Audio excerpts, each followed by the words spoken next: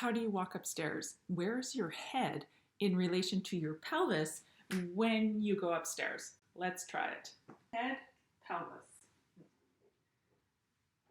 So in order for me to walk up the stairs, my head has to be a little bit ahead of my pelvis. If my head is behind my pelvis, which I see really commonly when parents help teach their children to walk, they're often holding their hands above their head with their head behind their pelvis instead of forward over their pelvis.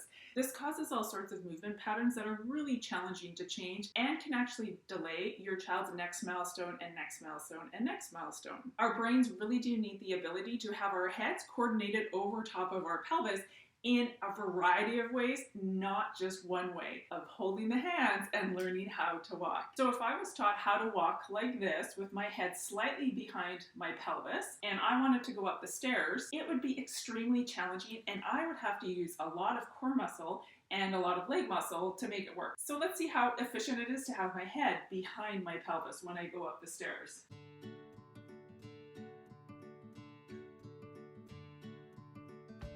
Okay, so I could do it, but it didn't look very natural, it didn't look efficient, it didn't look graceful. I had to use a lot of muscle power to hold myself upright in that position. Now, if my brain was able to learn how to walk with a freedom of coordination, of being able to move my head in all sorts of different positions over top of my pelvis, so I have a lot of options at my disposal. Walking upstairs suddenly doesn't take a lot of effort and looks pretty graceful and effortless, right? So instead of helping your child learn to walk by holding their hands over their head and their head behind their pelvis, there's all sorts of super simple exercises that you can do to help their brains gather up the information it needs to have their head balanced over top of their pelvis in all sorts of different directions to give them more options in their movement. So let me know below if you're going to be more aware of where your child's head and pelvis are in space in relationship to each other. And if you want more gentle, respectful exercises to help your child's brain coordinate the head and the pelvis together